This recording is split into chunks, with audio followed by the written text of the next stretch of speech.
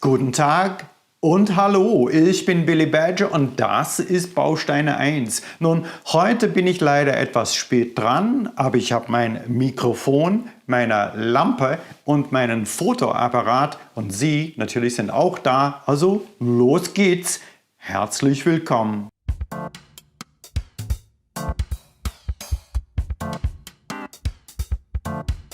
Well, this week I want to connect some dots. Very early on in the course, we looked at the idea of how nouns have gender, how articles work. And I think by now most of us are feeling quite good about using articles for both subjects and objects, even if we sometimes maybe still get a bit mixed up between the two. And we all know that there are definite and indefinite articles. And I think we know the links between negation and articles. And as well as this, we've also been using possessive adjectives for quite a while without really, I think, formally introducing them. So that's going to be our job for today. We're going to look at the possessive adjectives, how they work, and what they have in common with the indefinite articles. And so with that said, let's get started. Also, fangen wir an.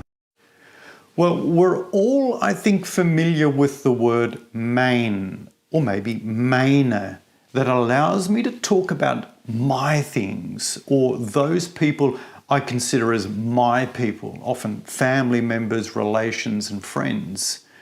And luckily, there are enough similarities with our indefinite articles for us to kind of intuitively know how to use these words.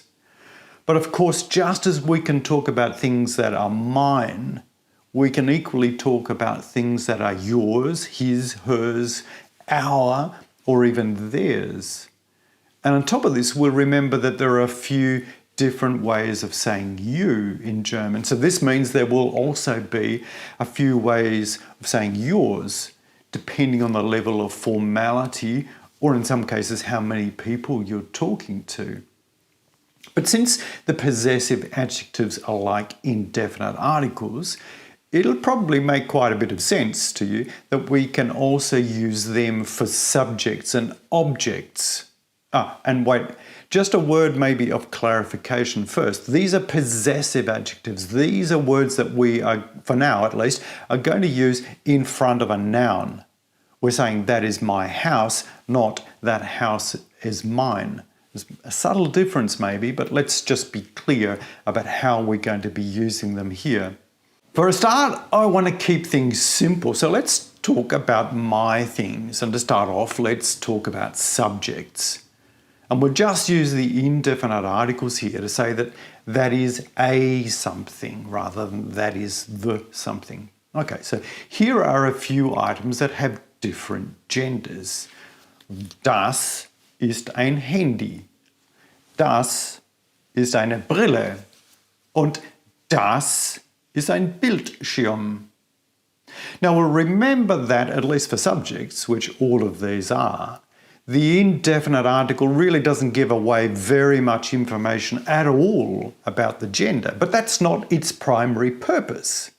And we can see and hear that since the article for masculine and neuter are both the same and only the feminine is different, this article ein or eine only really tells us whether these things are feminine or not. Well, clearly, Brille is feminine. And we notice this because of the E on the end of eine Brille. But the others, the Handy and the Bildschirm, we don't really know, since the article just tells us that it's not feminine. We remember how to say that these things are not something. Well, here we just jam a K onto the front of the article to end up with things like das ist kein Handy or das ist keine Brille or das ist kein Bildschirm. And the word for my does exactly the same thing. Looking at all of these things again, I can communicate that they are my things by sticking an M out the front instead of that K. Das ist mein Handy. Das ist meine Maus. Das ist mein Bildschirm. So that, I think, is pretty straightforward. For the object case, we know that one thing changes. The masculine articles get an en ending, both the definite and the indefinite. So now it's actually much easier for us to tell the gender of all things. I'm going to use a different verb here, the verb brauchen, to say what I need. So, ich brauche mein Handy. Ich brauche meine Brille. Ich brauche meinen großen Bildschirm. And it's obvious that handy is neuter. It was always obvious that Brille is feminine, and now it's obvious also that Bildschirm is masculine because of that en ending. And if we're talking about more than one thing, plurals, this is also easy. We just use a form that seems similar to the feminine for both subjects and objects. So I might talk about meine Bücher, und das sind meine Bücher. So now we know how to talk about my something. And we know that there are 3 different versions of mein, according to whether it's subject or object, singular or plural, and also depending on the gender. And we know that the endings look a bit like this, and hopefully I'll remember to put a table in here somewhere. And we'll recall a similar table for the indefinite article from a few weeks ago. And the good thing about all of this is that all of these endings will stay the same regardless of whether we're talking about something that is ours, yours, his, hers, or theirs. So let's quickly run through the rest of those different possessive adjectives. And while we're at it, we're going to have to remember, of course, that the Germans use 3 different words for you. And do you remember what they are and when we use them? Well, you'll all know du, and that this is used for people you know very well, family members, relatives, friends. And here we use the possessive adjective dein along with the endings we talked about earlier. So I could make statements about what is yours, or I could ask you questions like the following. Only, of course, if I know you well, and we normally say du to each other anyway. So I might ask you, ist das dein Buch? Ist das deine Tasche? Or ist das dein neuer Kuli? Here again, it's only clear that Tasche is feminine, and the others, the Buch and the new pen, are not. It's only when these things are objects that it becomes clear. I use the verb here for to like, the irregular verb mögen, to ask you whether you like the things or the people you have. Magst du dein Buch? Magst du deine Tasche? Magst du deinen neuen Kuli? Again, it's pretty easy to tell the genders because each of them have a different article.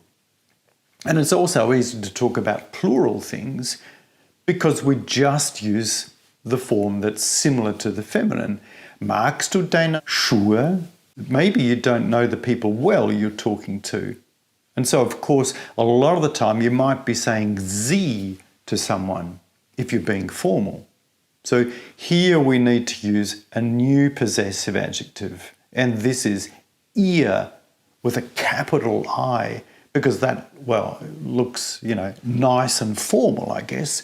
But just because we're using a different possessive adjective doesn't mean we need to use different endings or anything. No, we're just going to be using the same endings as before. So I could ask you some questions.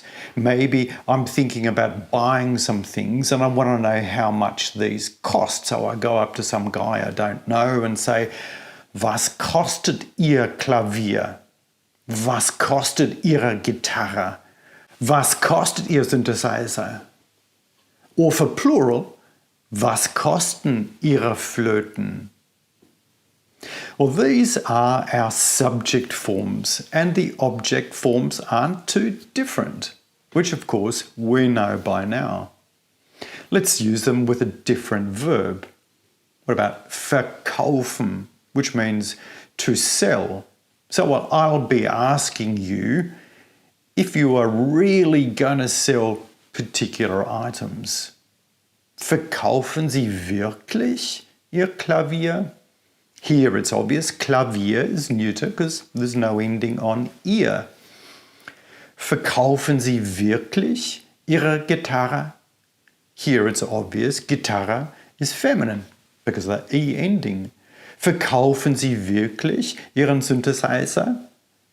And here, now, it's obvious Synthesizer is masculine because of the EN ending. Maybe though you're selling multiple things, plurals. So this is more or less the same as the feminine. Verkaufen Sie Ihre Instrumente? With that familiar E ending. Okay, but there is of course the other way of talking about you, for talking to more than one person that you know well. The ihr form. The one that we might think of as yous, or maybe you guys in English if we're sort of talking colloquially. This is the ihr form. Our possessive adjective to talking to more than one person is the word euer. That's a funny kind of word, euer. Euer. So I could say to these people, euer Haus ist schön. No ending, of course, on euer because Haus is neuter. Or eure Küche ist schön. Now, if you're super observant, you may have noticed or even have heard that something pretty random seems to be happening. Yes, we add an E onto euer, but also that middle E disappears. Mostly, I think, because it's easier to say eure than euer.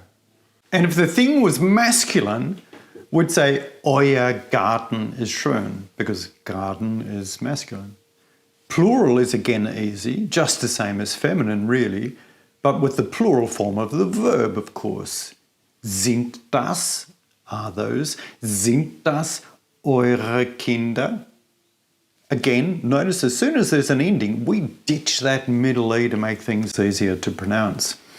Well, that's all of our you forms, thankfully. There's enough of them. Let's now turn to talking about people rather than directly to them. If I want to talk about something that belongs to a man, maybe, let's see, maybe this guy, maybe not, this guy. So using a possessive adjective, we'll be talking about his something. I'll use sein, which looks at least pretty similar to our other forms, mein, dein or kein, and I suppose also to a verb that we've been using a bit as well, but let's not let that confuse us right now. So looking at this guy, I can say, sein Motorrad ist teuer. You're saying his motorbike is expensive, where motorbike is clearly not feminine because of the lack of an ending on sein. But if the thing was feminine, then we indicate this by the feminine ending, adding it onto the possessive adjective. And since all makes of motorbikes are feminine, we can say seine BMW ist sehr teuer. And if the thing is masculine, and helmets, for example, are, then we can say, das ist sein Helm. And we notice again there is no difference between the neuter and the masculine words. Now, before we move on, let me just mention one thing that is sometimes a little confusing for people, because we're talking about the gender of two things here, the person and the thing. And so the possessive adjective conveys information about both of these genders. So firstly, by virtue of the fact that we are using sein, we know we're talking about a male, his. And any ending on sein will give us information about the gender of the thing that belongs to this man, this male. Other languages express this differently, so it's worth getting this clear in your mind. An example might be useful perhaps. The statement, das ist seine BMW, tells me that a BMW, or as we said, any brand of motorbike, belongs to a man. That's what sein tells us. And the thing that belongs to him is feminine, because we said seine. That's that E ending. Okay, so let's keep going. By now we can probably guess what happens in the object forms, but let's look at them anyway. And let's use perhaps a different verb again. Let's use mögen, that irregular verb that means to like when you're talking about things. And it's a verb we generally use, as I say, when we're talking about things or people, but not about doing things. So let's look at some random pictures of some random guys and pick out some things we like about them. So here we could say maybe, ich mag sein Hemd, because as we know, Hemd is neuter. Or, ich mag seine Brille, because Brille is feminine. Ich mag seinen Stil, because Stil, his style, is masculine. Or if we're talking about something that's plural, then we use the E ending again. Ich mag seine Haare, yeah? But maybe the things belong to a woman. Well, here, of course, we can't really use sein. We need to use a different form, and this is ihr. I think by now you'll understand the different endings, so let's just stick to the object forms. And we could use that verb mögen again to say the various things that we like that belong to her. To change things up, let's say that a he likes these things. So maybe mag ihr Lächeln, where lächeln, her smile, is clearly neuter because there's no ending. Mag ihre Brille, and Brille is clearly feminine. That E ending gives it away. Mag ihren Hund, and Hund is clearly masculine because of that nice manly en ending on the end of ihr. Of course, people often talk about themselves along with someone else. And this is, of course, the wir form, the we form. To say that something or someone belongs to us, we need to use a form that's easily recognizable. This is unser, which we shouldn't perhaps get mixed up with uns, which just means us. And for our possessive adjective unser, we of course need to think about those endings too. So you could say, das ist unser Frühstück. Here, it's our breakfast because, well, we're not eating someone else's breakfast. Das ist unsere Tochter, for something or someone in this case, feminine, that clearly belongs to both of us because it's not just some random daughter that inexplicably turned up to have breakfast with us. Das ist unser Esstisch, for something masculine that belongs to both of you. Now, if they're plural things, then of course it's more or less the same as the feminine form, and I think we know this by now. Except all you'll need to say is these are and not this is. So maybe the people we're looking at are your neighbours. Das sind unsere Nachbarn. Let's try the same thing but with objects in the sentence. But let's take a different scenario. Maybe your pesky flatmate, and we've all had them, always nicks some stuff out of the fridge belonging to you and your partner. We'll use the slang word here too, the verb klauen, to nick. Klaut unser Bier, klaut unsere Milch, klaut unseren Käse. And for plural things again, it's more or less the same as the feminine. Klaut unsere Karotten. Well, at this stage, we're only left with one form that we haven't thought about. So we're getting towards the end, thank goodness probably, where we talk about stuff that belongs to more than one person. The equivalent of the form their in English, T-H-E-I-R. Well, here the Germans didn't even bother thinking up a new word. At this stage, they're probably just as exhausted as we are. No, they just use the word ihr. And if you're observant, you'll notice that for every form of sie, she, the formal you with the capital, and they all use the same possessive adjective, ihr. So this is going to be easy. Let's talk about this group of people. Ihr Fest war lustig. That means their festival or their party was fun. And while fest is neuter, we can't really tell that from the ending here. But if we say ihre Party war lustig, which more or less means the same thing, then it's clear that party is feminine. But for masculine things, it's only clear that the thing itself is not feminine. Ihr Tisch war sehr lang. Let's return to our previous example. Maybe your flatmate is boasting to a mate about the fact that he never goes to the supermarket, he just nicks stuff out of your fridge. And of course, he's talking about you and your partner, so he'll use their. And depending on the gender of the things he's stealing, he'll use different endings, the same endings we've been talking about.